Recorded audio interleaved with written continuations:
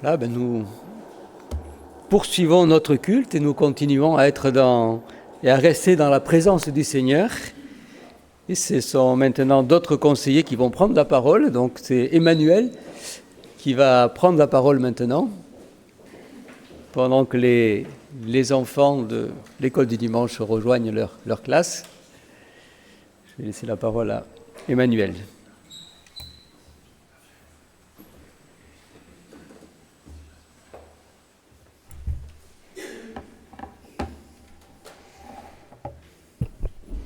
Bonjour à tous. Alors que nous accueillons depuis quelques jours cette nouvelle année, nous voulons lever les yeux vers Dieu avec gratitude. Sa fidélité ne faillit jamais, ses bontés se renouvellent chaque matin. Comme nous le rappelle avec puissance ce verset des Lamentations, « Les bontés de l'Éternel ne sont pas épuisées, ses compassions ne sont pas à leur terme, elles se renouvellent chaque matin. » Oui, ta fidélité est grande. 2025 est une année de défis, d'opportunités et de croissance pour notre Église. Ensemble, en 2025, nous sommes appelés à vivre la joie et la douceur de demeurer ensemble. Dans un monde souvent marqué par la division, nous sommes appelés à être des artisans d'unité. Prenons soin les uns des autres avec bienveillance. Créons des liens profonds et sincères. C'est dans l'amour fraternel que nous manifestons le cœur de Christ. Ensemble, en 2025, nous sommes également appelés à être des ambassadeurs de l'accueil et de la vie communautaire. Que chacun trouve parmi nous un lieu de paix et de réconfort, que notre communauté soit un espace où chacun se sent visible, aimé et accueilli sans réserve. Nous voulons incarner l'amour du Christ et l'hospitalité divine par des gestes simples, mais empreints de chaleur et d'attention. Soyons prêts à ouvrir nos cœurs et nos bras à ceux qui nous entourent déjà et à ceux qui franchissent le seuil de notre Église. Ensemble, en 2025, nous sommes appelés déjà à nous engager pour la création et devenir une Église verte et durable. Notre foi se vit aussi dans le respect de la terre. Cherchons des moyens créatifs et concrets pour agir avec responsabilité, réduire notre impact environnemental et honorer le monde que Dieu nous a confié. Enfin, ensemble, en 2025, nous sommes appelés à innover pour encore mieux témoigner. Le message de l'Évangile est éternel, certes. Aujourd'hui, les moyens de le transmettre sont en perpétuelle évolution.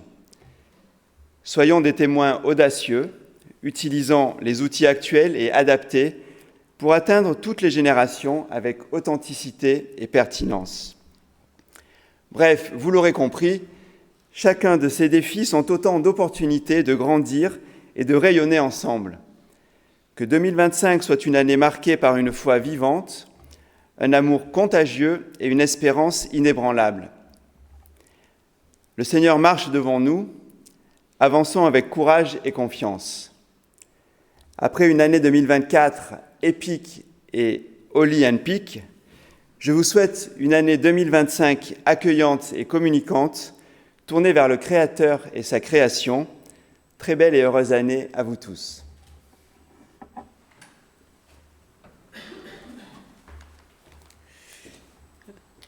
Ուրեմն մեր եղբայրը Գերգին նույն ամառը դվավ մեզի այս նոր դարվա նշանակի թե այս համարը պետք է որ մենք լավ հիշենք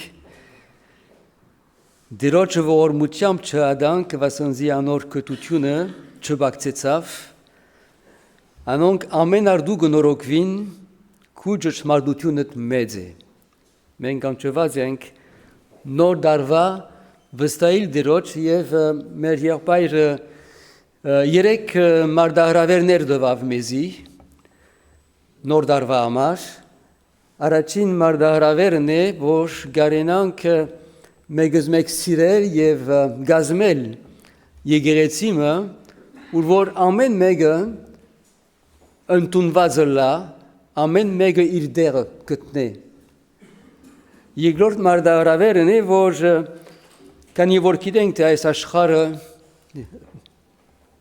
գործանվի, չանանք մենք հարկել Աստուծո ստեղծագործությունը։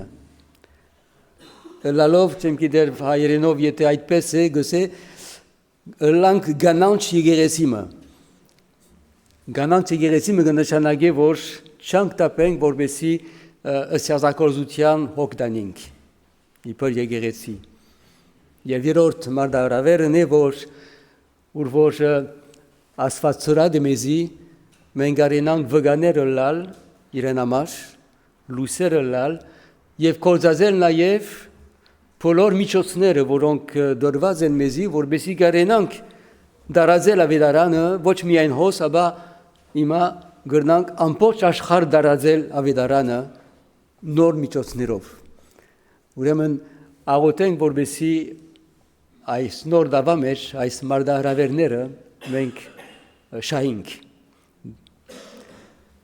Je vais demander maintenant à Yvan de venir aussi nous adresser la parole.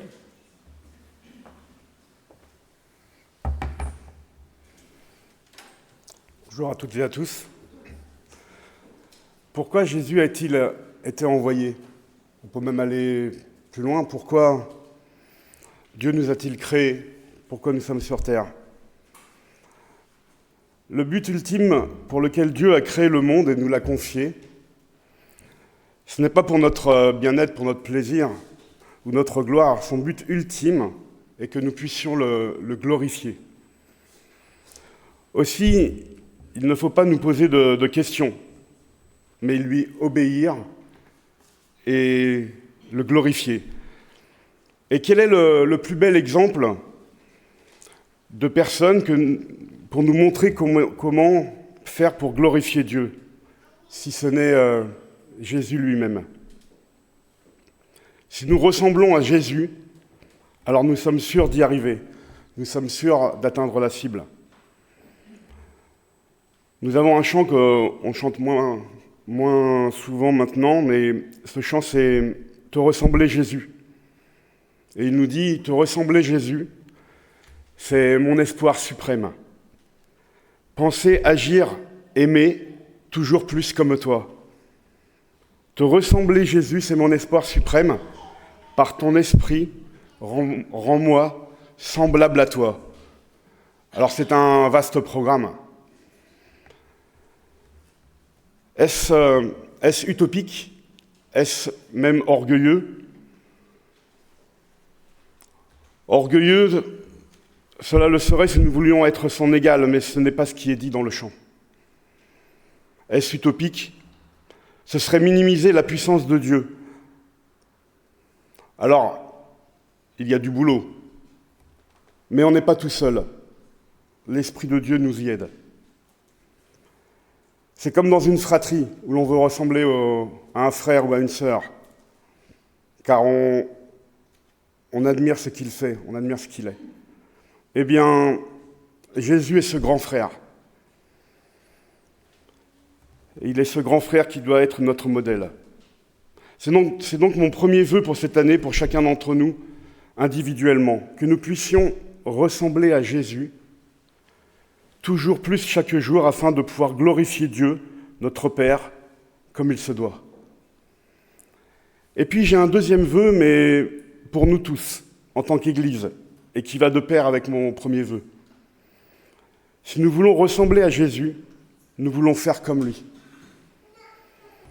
Dans l'évangile de Luc, au chapitre 4, et au verset 42 à 44, il est dit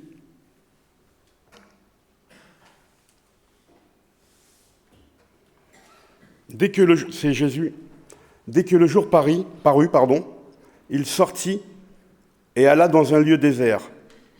Une foule de gens se mirent à sa recherche et arrivèrent jusqu'à lui. Ils voulaient le retenir afin qu'il ne les quittât point. Mais il leur dit, c'est Jésus qui parle, « Il faut aussi que j'annonce aux autres villes la bonne nouvelle du royaume de Dieu, car c'est pour cela que j'ai été envoyé. » Et il prêchait dans les synagogues de la Galilée. il faut aussi que j'annonce aux autres villes la bonne nouvelle du royaume de Dieu, car c'est pour cela que j'ai été envoyé. Si nous voulons ressembler à Jésus, nous voulons aussi répandre la bonne nouvelle de l'Évangile. Alors c'est ce que nous faisons avec nos moyens techniques, comme la diffusion du culte, ou les lettres de nouvelles sur le net, la radio, les affichages, les événements ponctuels, comme le vide dressing ou le café street. C'est ce que nous faisons aussi individuellement auprès de nos connaissances. C'est ce que nous faisons aussi au travers de nos associations comme la Fontanelle, la Source, l'UCJA, Espoir pour l'Arménie, etc. Il me semble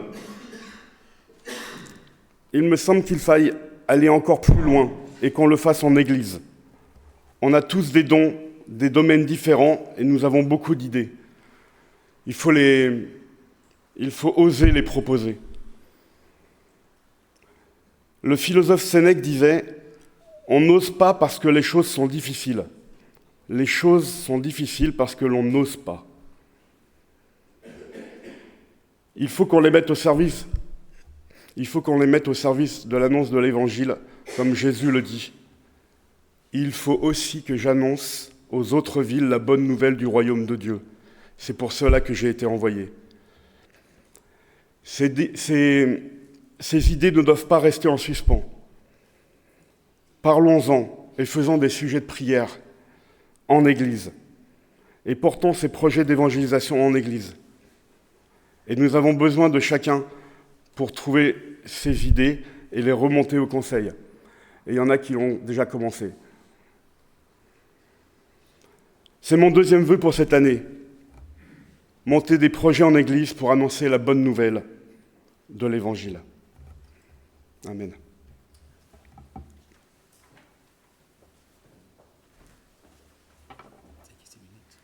Ivan, c'est toi.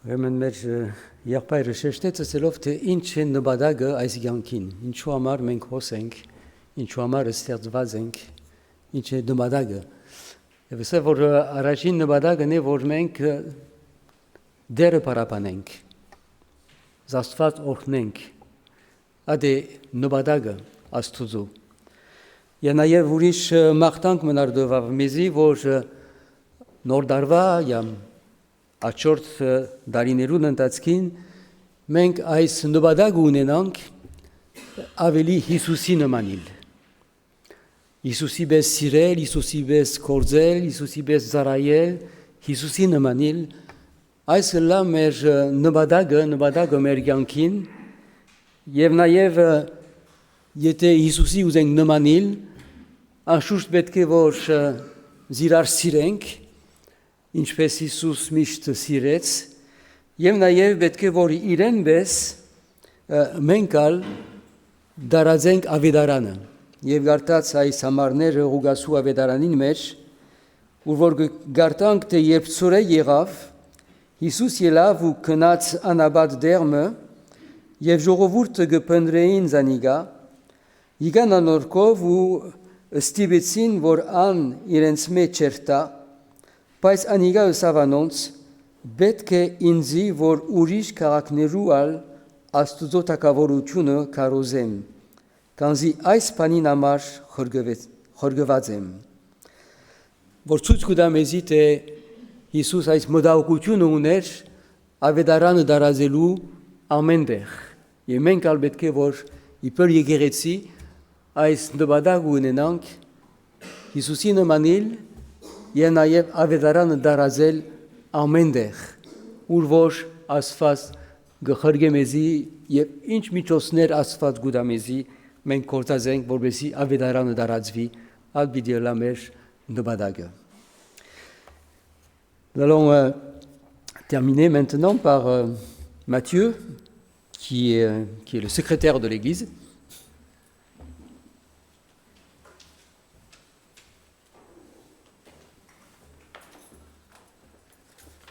Bonjour à tous. Cette année, j'aimerais nous inviter à réfléchir à une réalité qui peut tous nous concerner, la charge du quotidien, le stress, le travail et nos nombreuses occupations.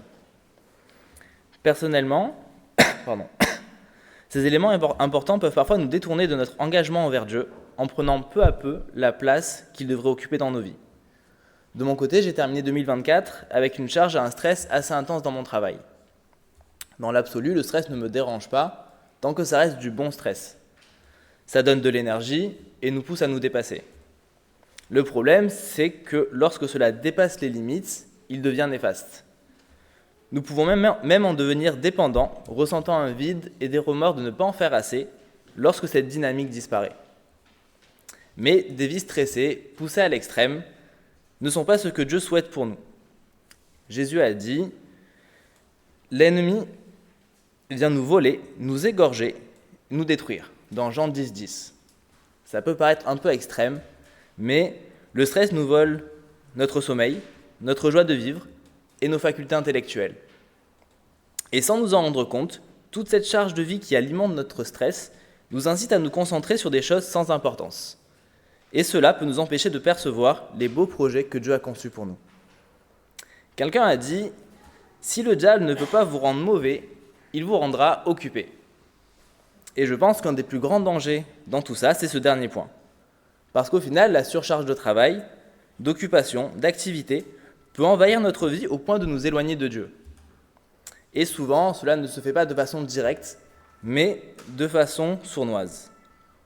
On peut continuer à croire en lui, à être pleinement enfant de Dieu, mais on peut être amené doucement à passer moins de temps avec lui, à son service ou dans sa présence, parce que nous sommes trop fatigués et débordés. Et c'est cela qui peut gâcher les talents de Dieu que Dieu nous a donnés et les plans qu'il a prévus pour nous.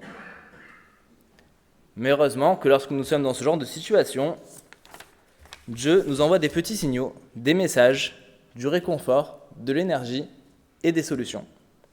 Pour ma part, voici quelques paroles qui m'ont souvent apporté du réconfort lorsque j'étais confronté à ce genre de situation. 1 Pierre chapitre 5 verset 7, « Déchargez-vous sur lui de tous vos soucis, car lui-même prend soin de vous. » Les paroles d'un chant qui dit « Je ne sais pas ce que tu feras, mais tu agiras. » Cette assurance nous permet de nous abandonner à lui en paix. Parfois, c'était d'autres paroles qui me faisaient réfléchir sur mon niveau d'engagement. Dans Matthieu chapitre 6, verset 21, « Là où est ton trésor, là aussi sera ton cœur. » Et verset 33, « Cherchez d'abord le royaume de Dieu et sa justice, et toutes ces choses vous seront données en plus. » Dernièrement, quelques-uns de ces versets ont fait écho en moi lors de la fête de Noël du Jantès. Même si j'aurais dû travailler davantage les soirs et les week-ends, pendant cette période, je me suis forcé à dégager un peu de temps pour cet événement et sa préparation, en demandant à Dieu de m'aider. Résultat, cela m'a permis de me changer les idées, et même si cela a aussi été fatigant, cela m'a fait du bien. C'est aussi une des différences quand on travaille pour Dieu. On a beau avoir un stress et une charge importante, au final, si on fait sa volonté, on se sent bien. Veillons également à ne pas tomber dans l'excès de vouloir tout faire dans l'église ou ailleurs, sans discerner sa volonté, parce que cela peut également nous épuiser, sans que cela soit ce qu'il désire pour nous. Côté charge et stress de la vie, je ne vais pas m'étaler sur d'autres exemples, mais bon nombre de fois, ce stress qui semble être une montagne a été vaporisé ou aplani ou éliminé par Dieu.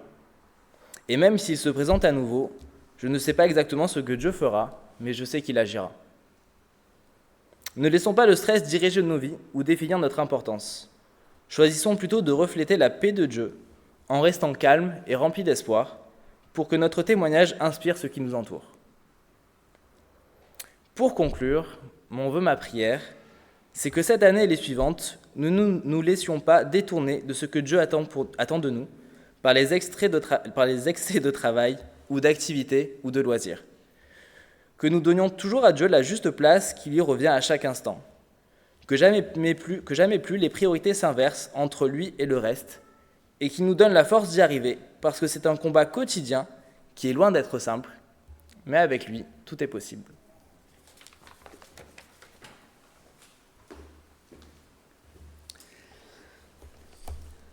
Men medjárpás remen šeštet, սենք որ իմագվա շատ աժմիագան հարցը եւ խնդիրը vor giankin meci, menkșat sparazenk, jev gesparvink. Jev megăsa vor jete sadanan cigărnaș, kez asuzume heju Daniel, aniga bidicana sparețenel kez, vorbesi al jamanak ciunena sirenet araperuciun unenal. Jevira bes, grenlan căsel vor sadanan ais oreres, găsparețene mezi, găsparețene havalațial neră, vorbesi jamanak ciunenan. Te jegerezi iertalu, te asociațiun cegartalu, te ahotelu, jamanak ciga, ancan sparazenk. Betke vor menk negadi arnenk, vor asiga med vădank mene, o che vor giankin marș. Jevir vor aipes găvarvink, jamanak gansni, mergiank gansni, jeva suzun badagen kov menk gansnink. Anoramaj meriapai rășeșteți ais amară, vor găsemezi araci hântrețec asuzuta cavoruciună, uanor artaruciună, jevait polor paneră la alțezibidi dărvin. Usti varvan amaș ok mieneș, va sânzi varvan oră irenamar ok bidiene, erike orvan ir neruciună.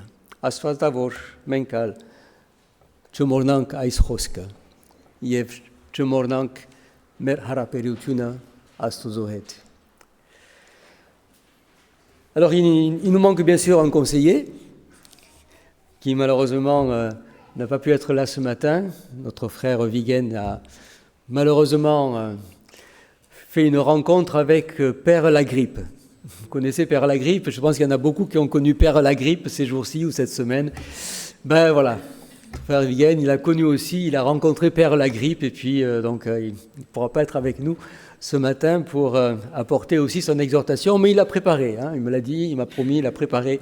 Donc nous l'entendrons dès qu'il sera rétabli, on prie pour que le Seigneur le rétablisse et ce sera avec beaucoup de joie et d'attention que nous entendrons aussi son exhortation. Je vous invite à un temps de recueillement maintenant par rapport à tous ces messages que vous avez entendus, voilà, si vous avez tout bien retenu. Un temps de méditation et de prière silencieuse.